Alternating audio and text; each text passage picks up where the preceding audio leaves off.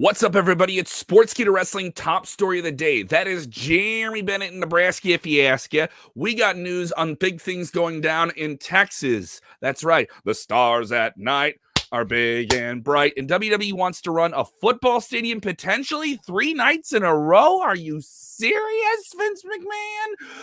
Wow. Watch out, watch out, watch out, watch out! Watch out! Yes. Watch out! Watch out! Watch out! Watch out! Top story of the day. Around and out. We'll do some Q&A if you're with us live. If you're on demand, throw your questions in there. We'll jump down there. Especially if you're joining us. Nearly the 21,000 people watching as our subscribers on YouTube. If you haven't done it, go ahead and subscribe to our YouTube channel and check out our podcast as well. We just have a lot on the channel today.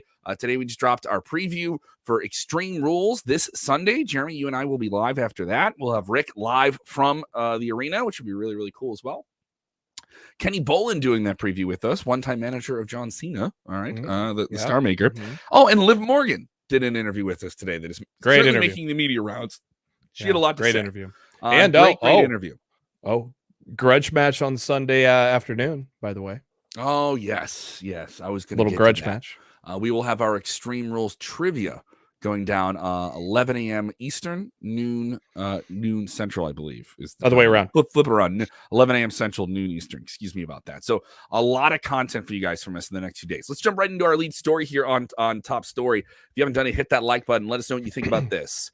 WrestleMania plans. So we've been hearing more rumblings of what WWE wants to do in Arlington, Texas, technically Dallas, but Cowboy Stadium, they've played there before. One of the largest crowds they've ever had for live wrestling in the world. I was there. Yeah, so you were there, and it was quite the spectacle to be in a crowd that big, right? That's an appeal. Yeah, I sat right in front of Jonathan Coachman in the ESPN set. I thought that was kind of crazy how my seats were literally right by the ESPN set. Of course, he was with ESPN at the time, not with WWE yet. But yeah, it was a lot of fun. Beautiful, beautiful place too. Shout out Rockford. Shout out everyone listening to me on the radio there in Rockford. In the X. Shout out Rockford, Illinois. Let us know if you guys are watching for the first time. Let us know where you are here. But what's the latest update here on WrestleMania? Because it seems like old Papa Dave Meltzer and some other sources are reporting about WWE doing some very wild things this year in terms of the live presentation. Yeah, very interesting news coming from Dave Meltzer at the Wrestling Observer. Of course, the plan is still for a 2-day WrestleMania, April 2nd, April 3rd, which I think the majority of the fan base is in major favor of, is splitting that up into 2 nights. There is now talk that literally, one of the biggest Raws of the year. It's an episode that has its own hashtag, Raw After Mania. It has its own hashtag because it's probably the most anticipated Monday Night Raw on the calendar. And now there is talk that they are going to have that Monday Night Raw after WrestleMania in Cowboy Stadium still. Scale it down, much like they do for basketball or boxing with a 40,000 seat capacity, kind of scale it down. So if you've ever seen a boxing match at Cowboy Stadium or the Final Four for college basketball, you get a kind of an idea how that they kind of cut off the ends there. It's just like the 2 sides almost. Right? Yep. Yeah. And they kind of have bleachers kind of, I think, coming up too, or something like that. Or I can't remember how it is exactly set up, but plan is to have Raw After Mania at Cowboy Stadium with about 40,000 people. There was talk about SmackDown, where that's going to be. Typically when they're in Dallas, which I know when I went to the Raw After Mania, it was at the American Airlines Arena. But on Friday night before Mania, the Dallas Mavericks play there. So not a possibility there. There is consideration at Gerald Ford Stadium, which holds 32,000 seats, which for Raw and SmackDown as well. So they would run 2 separate stadiums. Yeah, they would do Raw and SmackDown at Gerald Ford Stadium. That's where I'm trying to think who plays there. Oh, SMU. SMU? Yeah, it's where the president plays. Yeah, Southern Methodist University. SMU plays football there. So that's another consideration for them on both SmackDown and Raw. But I mean, to be honest, if they're going to go with the idea of running Mania at Cowboy Stadium scaled down on a Monday, I think that's really a good idea. So I think so too. It Yeah. makes a spectacle. I mean, we can say from watching AEW Dynamite this past Wednesday, there was something special about seeing television in front of that many people reacting. And I Yeah. think now the appeal of a wrestling show in front of a crowd is interesting. Seeing wrestling in front of a crowd is still really, I think, a refreshing thing to be a part of, to go and see. Yeah. You know, I got to go to All Out. It felt wild to be there. You know, it felt really, really cool. I went to Raw in August. It was very, very fun to be there. There will be a WWE Smackdown here, I believe, in December in Chicago. So, like, I talk to fans and they look forward to shows now in a different way. Yeah. Let us know what you guys think in the comments about this. Is this too Yeah. much? Is this too much in one city at one time? I mean, everyone says with WrestleMania, is it always too much because there's just so much wrestling and the whole wrestling world's going to go there? You know, like every huge independent's going to want to run the market. Yeah. I mean, I went to the Raw after Mania at American Airlines there. That was insane. Those things got snatched up right away. I think with the pandemic hopefully starting to slow down by that time, I think there's going to be a lot more international travel. So I think I don't think there's going to be a problem with them filling that many seats in a 4 day span. I think there's going to be especially international and people from around the country, a lot of demand to travel at that point for WrestleMania. Absolutely. Let us know what you guys think. Sound off on this. I want to know your take. We'll get you on screen here with this as well. I'm a fan of it. It is more big business for WWE. I'm a fan of 2 days of WrestleMania. Oh, yeah. I think after doing that for the first one that we had that was completely nobody, there was something nice about that. Yeah. And I went to WrestleMania in New York City a few years ago. The one was very long, and some matches got shortchanged, even though the show was very long. It was cold up there too that night, wasn't it? It was cold up there, and it took a long time to get out of the building and different stuff like that. Also, if you're going to WrestleMania, I think you're really making a weekend out of it already. You know, so I don't think it's weirdly at first it probably was too much there. Stephen Chambers saying, is there going to be a takeover for WrestleMania weekend? It's an interesting question. They've been that is not something WWE's done in the last half year. Is there going to be are they going to do takeovers still? In front of live crowds outside of the setup in that big of a scale? Are they going to do it under 2.0? They don't know. We don't know the exact plan for that yet. But I know when I went down there, it was my first WrestleMania, so I went to everything. I went to Supercard of Honor, which coincidentally enough, the main event was Adam Cole and Kyle O'Reilly in a chain match. I went to Takeover, went to Raw after Mania. I went to Jim Ross's one-man show. I had RVD. It's definitely something I think every wrestling fan should try to go to. Like if you're a hardcore fan, like for your entire life, and you haven't been to a WrestleMania, I think you should try to go to a WrestleMania. Is that fair to say? Yeah. Exactly. I think that's absolutely worth it, and it's going to be something that you remember, even if it's not the best WrestleMania. It's just the spectacle of it. It's that many wrestling people in one place at one time. And that's pretty cool. Oh, I got news about a big interview next week, so that'd be fun. I just got that. That popped up on my screen. Ooh, piece of candy. Let's jump into another story here. Adam Cole Baby is now officially All Elite. More news coming out about his WWE exit. He said that he had to have a very tough conversation with Triple H and Shawn Michaels because he respects them. But more has come out about potential plans for him and what could have been if he stayed within WWE. What's the latest? Adam Cole making the rounds this week. He had two different interviews. He was on Talk Is Jericho, also on Oral Sessions with Renee Paquette. On Talk Is Jericho, he talked about plans on the main roster. There were ideas for him to change his look and his name on the main roster. That was a pitch that was made right out of the gate. Cole did mention that he had a 30-minute conversation with Vince McMahon, which was well publicized. He said the conversation went well.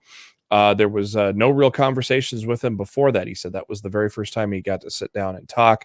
The idea was to go to Raw or SmackDown, not just stay on NXT, because he'd already been there for about 4 years or so.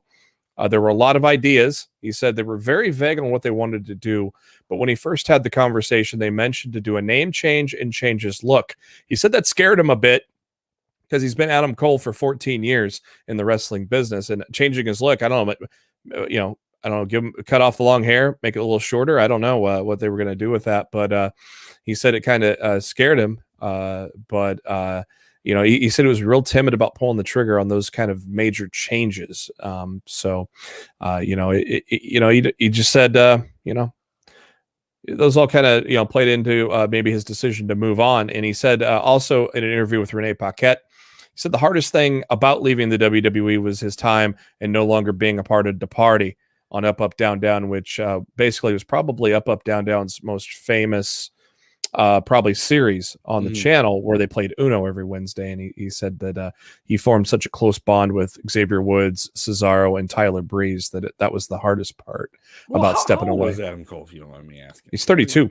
32. So we don't know how long his deal is, I do think there's plenty of people that go to All Elite Wrestling that can come back to WWE, and it's going to probably start happening starting next year. With a lot of contracts in next year. Are going to come up next year. Someone's going to go to WWE. It's going to happen.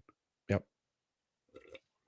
I mean, I've said it on here several times. It's like MJF is going to, it would almost be ridiculous for him to not try a WWE run at some point in his career, just because he's 25. He's got time to do a lot of things. And, I think it would be kind of ridiculous for him to not try that in his career at some point. I agree. There's plenty, and he's not the only one, and vice versa. There's guys in WWE could probably benefit from a run in All Elite for sure. Let's jump into more news. Once again, we got Extreme Rules this weekend. Make sure your notifications are on about that, because we will be covering a whole lot of stuff this weekend. So definitely let's jump into this. I'm excited about this story. All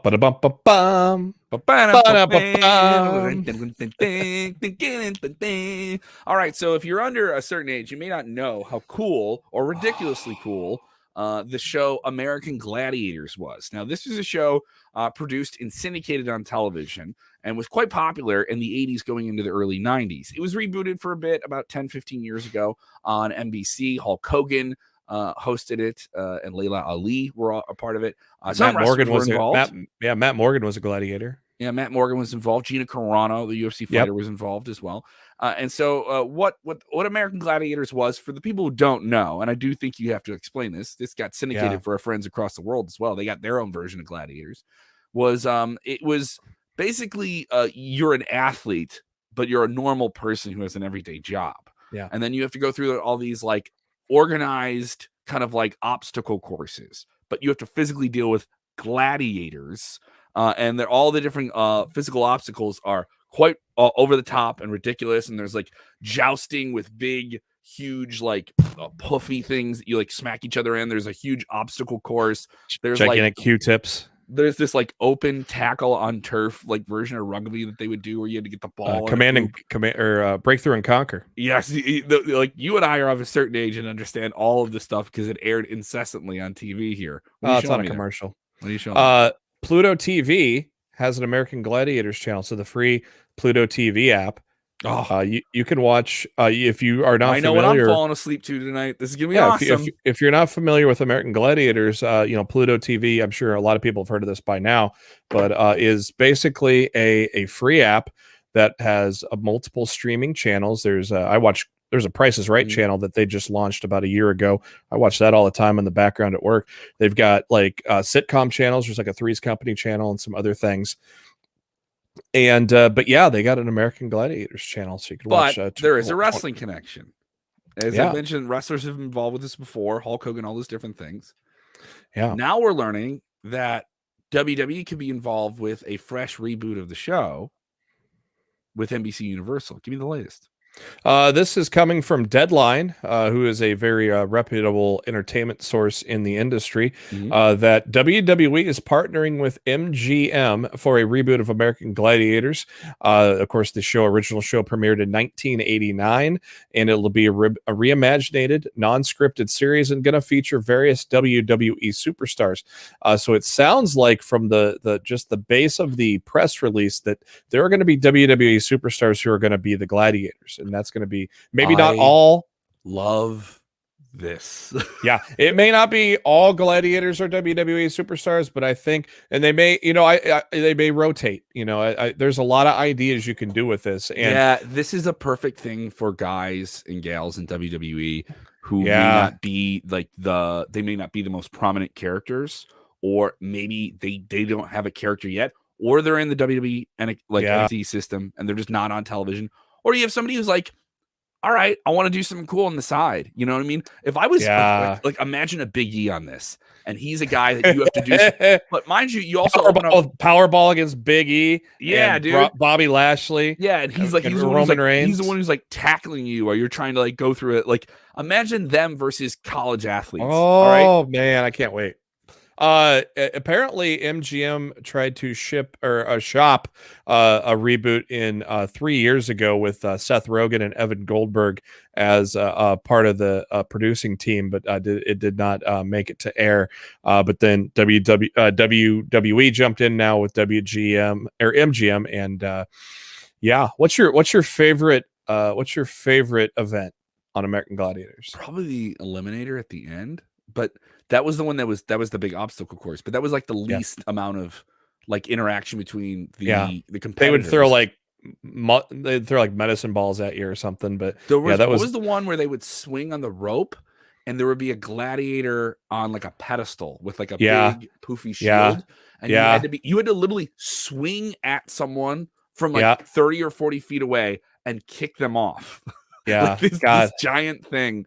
And I'm all about this. I think this is a really, really cool idea. And as you mentioned, they tried to do a goofier version of this a few years ago, but it didn't work. I think the WWE combination completely works and makes this exciting.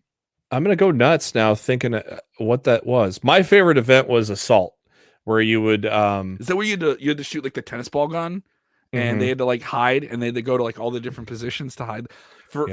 Dude, I'm losing my mind. I'm losing my mind here with this thing. I'm human cannonball is what you're thinking of. Yes, human cannonball is what I'm thinking of.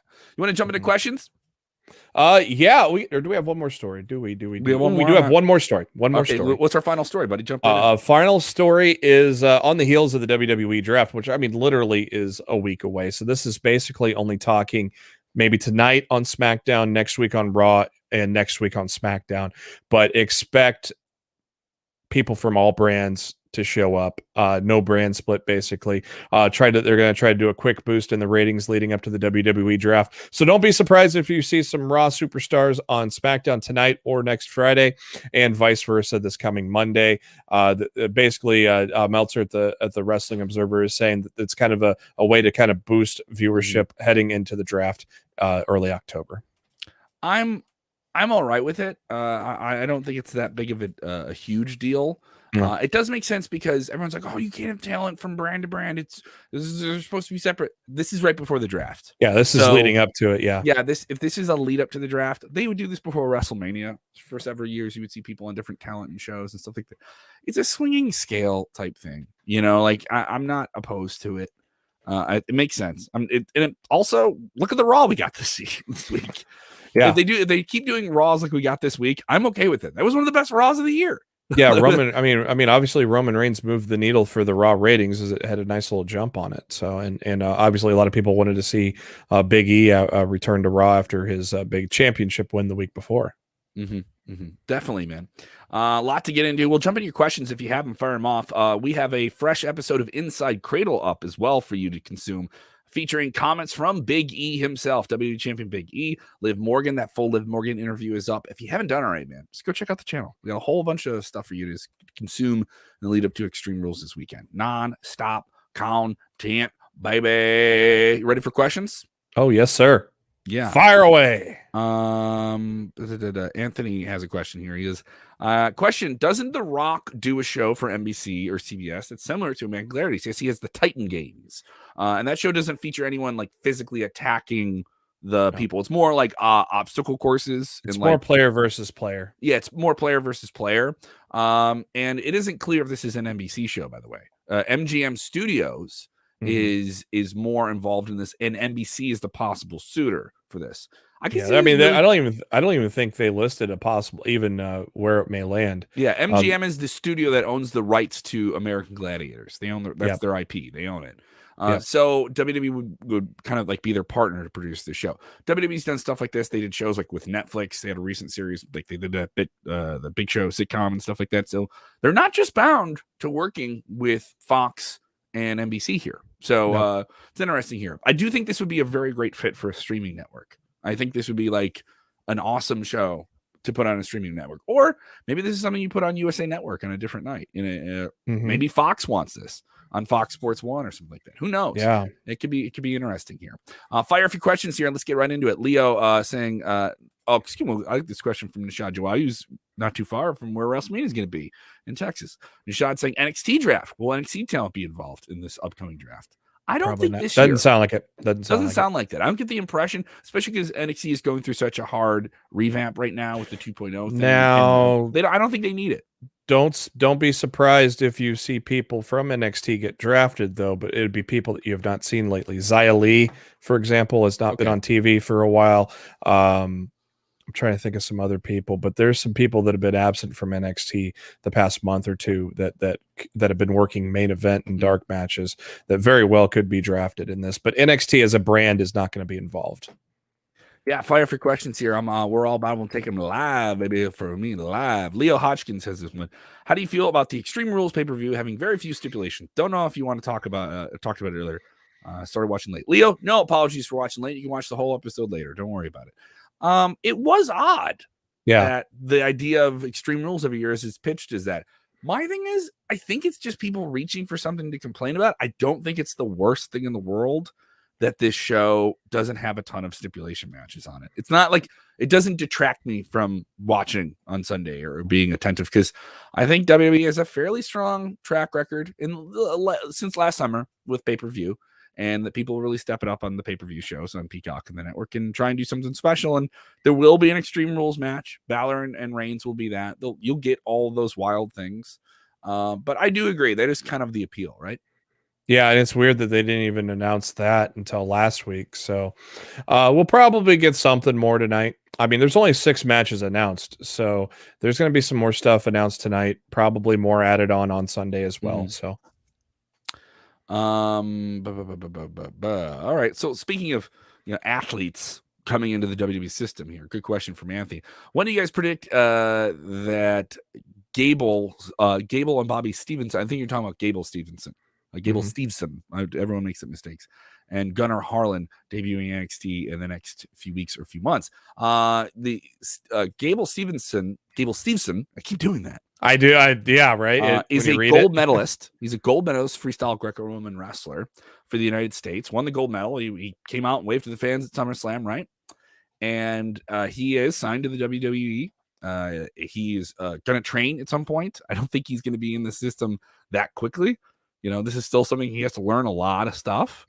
But he alluded to in a recent interview, I can't remember the source, and I apologize for that, that there's a possibility that he may just forego NXT as a name and go right to Raw and SmackDown, which would be quite shocking for a guy who's never had a pro wrestling match just yet. Yeah, it's going to take time, though, especially with Gable.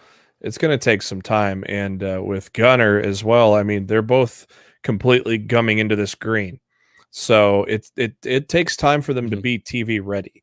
Now, does that mean that they're going to not be on TV for some time? No. I mean, they've put guys on TV in smaller roles where they have not wrestled matches.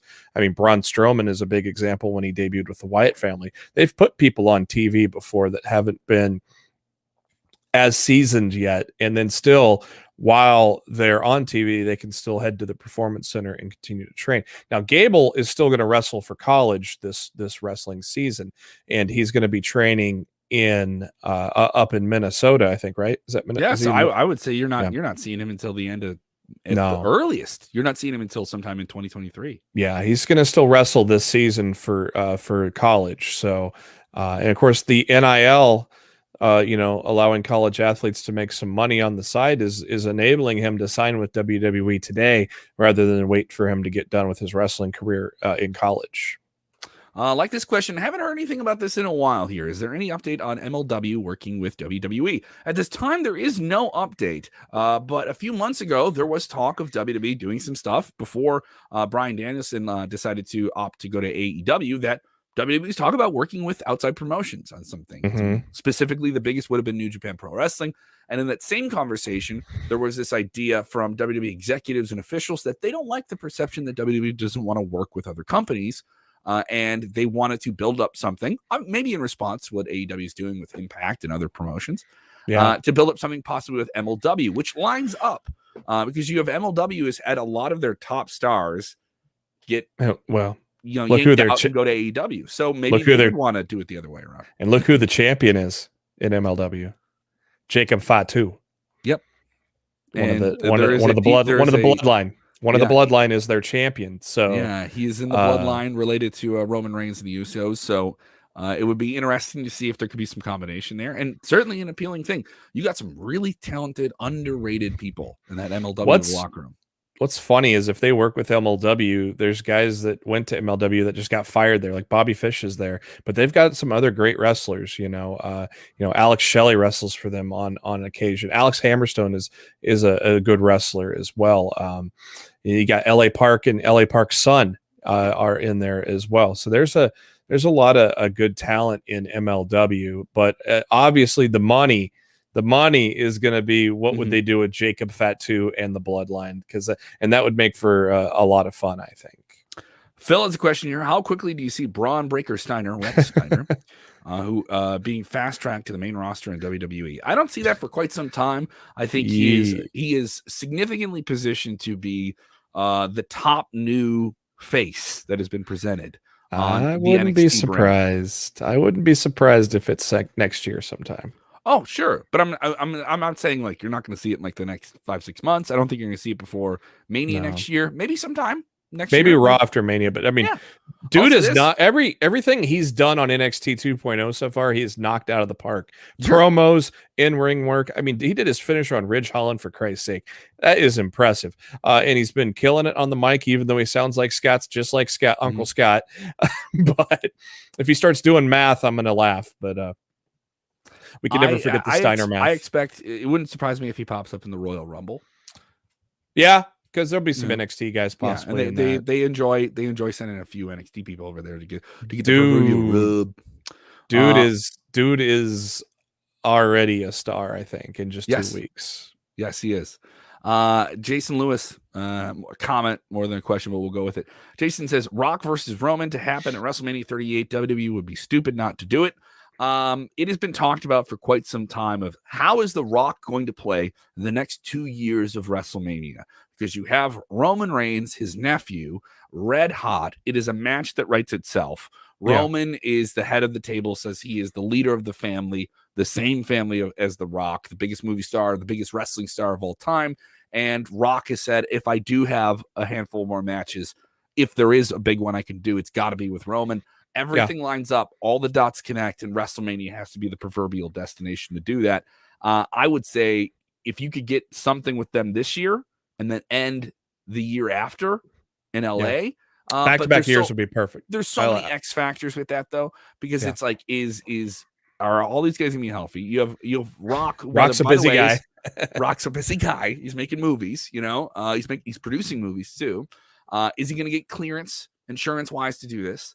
The most recent speculated plan we heard from multiple sources, but that was that WWE was looking at the idea of a tag match where one of the Usos would break away from the bloodline and pair with The Rock to go against one of the Usos, Jimmy or Jay, with Roman. And this would allow basically an all NOI spectacle of a match.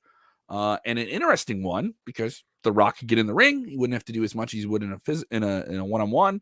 And maybe less injury. But does that present itself to a match that underserves a spectacle that is The Rock? I don't know. But if you have The Rock and you have 100,000 people, it makes sense. Well, also the last time The Rock wrestled, he got injured a few years back. So, maybe a tag match is the best for him. I mean, that's what they're doing for the most part with staying in AEW. And man, did he look good in the ring on Wednesday night for 62 years old. But I think, you could maybe do the tag match one Mania and then close out that chapter with that one-on-one match. And that would be Rock's final match in his career. James Allward said, I read Bray Wyatt is in talks about returning to the WWE. Is that true? Well, we've heard tons of different things about Bray Wyatt. We have people trying to tell us that he's going to show up he was going to show up in New York for AEW, right? That was something. He has teased some things cryptically on Twitter.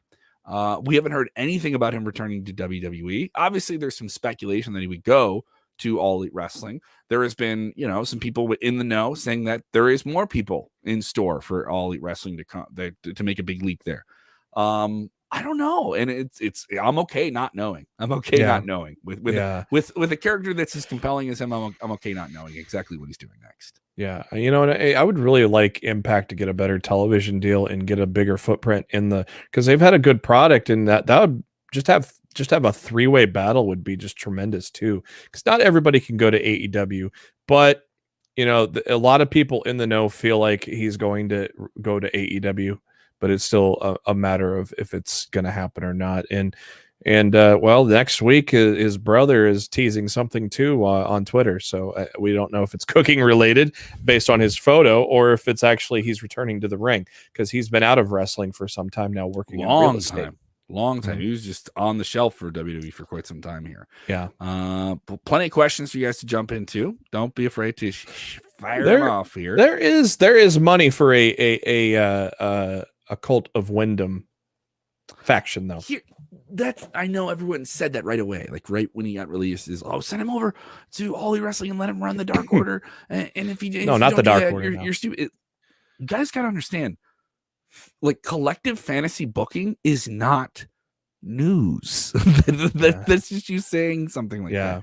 Doesn't really line up. I don't think Dark Order is ever going to get another leader. It sounds like they don't want to do that. From people I've heard from, it sounds like they're never going to get another leader. They don't want to replace Brody, so it will just remain as just a faction with no leader. Like it was before Brody came on. So I would, and so though it would make some sense for Bray to come in as the new leader, I don't think they're going to do it that way if he does come over to there. Who knows? Who knows, man? I that's one of my least entertaining angles right now in All Elite Wrestling is the Dark Order infighting. I don't know. But it's not super compelling. That's just all leading to Hangman coming back and getting them all on the same page. That's all they're building to there. It strikes me as hold pattern type stuff. More than anything. Jason Lewis. Question about AEW becoming more of a divisive superstar here. Already happened. I think it already happened. Yeah. Do you guys think Cody should turn heel after getting booed on Grand Slam? He did get booed quite a bit. He was doing heel stuff in that match too, though, by the way. Let's not forget. So I don't think it's a flat out heel turn, because there's still a lot of places where he's loved. And this guy's got a reality show coming out where it's about him having a baby and running this company. So he was working some heel though that match. Maybe it was just to adjust to the crowd, or maybe he is going to turn heel. Who knows? But this question here about Money at Raw, the big giant Omos, who was tagged with AJ Styles. They are no longer the Raw Tag Team Champions. Is their time together done? Do you think so? Does Omos go solo? Does he smash AJ Styles? And become a big wrecking machine? I don't know. I mean, he certainly had a special presentation at WrestleMania this year in that tag match with the New Day. And the guy, is he an impressive or dynamic wrestler at his size? No, but he's certainly an attraction. And you could say that WWE's done a great job with the people that he's worked with, Styles, New Day, Randy Orton, other people, to make him feel special. Like every time he's in the ring, it means something. And, just pay attention when Omos got in the ring over the past month. He has been getting big pops when he gets into the ring. There was a big pop when he stared down Bobby Lashley. So the fans, I think it's going to be AJ turning on Omos eventually, because I think Omos is going to be the baby face at first when he splits off, because he's just getting a lot of positive reaction from the crowd right now. Mm-hmm. Yeah, a lot to cover here. Thank you guys so much for checking out the show today. We'll be back Monday through Friday, late in the afternoon. So make sure those notifications are on. We try and get in before whatever the big TV show that is on that night. We have a big SmackDown tonight. That's going to be interesting. So make sure you check out what's going on with them. A huge Rampage as well. So you have 4 hours of wrestling to watch on a Friday night into a Saturday morning. So definitely check out SmackDown coming up here later on tonight. If you can't catch it live, get it on demand on our channel. also on our podcast channel as well. I know Might you're have to busy wake with the Dutch whole up. podcast game. What do you got going on, bud? 300 episodes. 300 Might episodes. Might have to wake Dutch up for the end of Rampage tonight. But yes, my podcast, Lost in the Mid Card. We hit 300 episodes. We went live for the very first time, kind of like we're live right now. We went live for the very first time on Wednesday after Dynamite. Had a lot of fun. A lot of longtime friends of the show came into the chat and whatnot, and we thought we were going to do it as a one-off, but I think we're going to try it, see if it keeps going, and see if we can have some fun with it. So we're going to go live once again this Wednesday after Dynamite. Just search for Lost in the Mid Card on the YouTube. Give us a subscribe ski on the YouTube. But if you're not a YouTube, you like a podcast it too, we also have a podcast version. So you just search for Lost in the Mid Card and find the new feed, and that podcast will drop on Thursdays. Tons of content this weekend on Sportskeeda Wrestling from Extreme Rules. We have up a fresh edition of our preview with Kenny Boland. That is up now for you to consume. We will have a very, very tension building moment in which I will squash SP3, True Heel Heat. I will smash him. All right. Making his trivia Sportskeeda Federation Trivia Federation one and debut. done.